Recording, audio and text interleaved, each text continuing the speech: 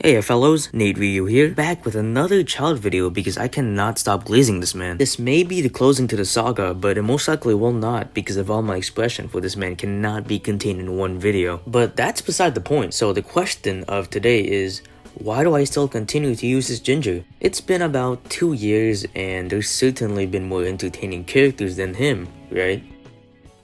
Nah, I don't know why and how, but Childe still remains at the top in terms of about almost everything. And it also seems Hoyoverse themselves aren't letting Childe go since he's heavily involved in the Fontaine arc, which is very recent. So, for Hoyoverse and myself to be that invested in a character like this, there has to be a reason, right? Well, my reason is definitely different from other people, but it's still a general reason, and the reason is gameplay. As of recently, there hasn't really been a character's gameplay that stands out as much as Childe. The way he plays, the way he works, it's one of a kind. He can easily kill a group of enemies and also be used to fight big boy bosses. He can be ranged or melee, he can do one-shots, basically can do almost about anything. Like no other character has been this addictive in gameplay other than Alhaitham, who was kind of close, but he did have some restrictions that made him a bit of a slight burden to play. So other than being versatile in gameplay, he also has the ability to get shadow buffed once in a while. These include new characters, new weapons, and also the addition of Dendro.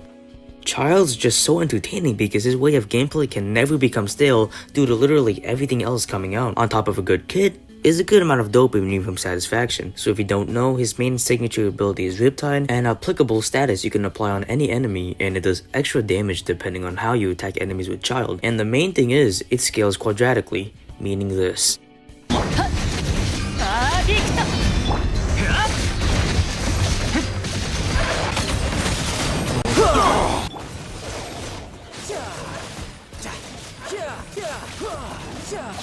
Brace yourself. This is gonna hurt. I don't think that can ever stop being satisfying. He's also pretty cool in the overworld. He has range mode so he can take care of any puzzles that require it, and he also isn't that much of a burst-orientated character, meaning he could be able to clear out enemies back to back. All in all, he's just a very fun character to play, even if he isn't the best. So that's the gameplay side. What about everything else? Well, I find the story to be quite interesting since it's the only one I really remember. He's from Chesnaya, he fell into the abyss, learned from Skirk, smash, and became the lowest ranking Harbinger, but I can't really go much into depth because I'm a dumbass who kind of barely pays attention to the lore, but you can find out more about it. Well, I really can't think of anything else right now, but I do feel like there is something missing though, so just take a montage, would ya?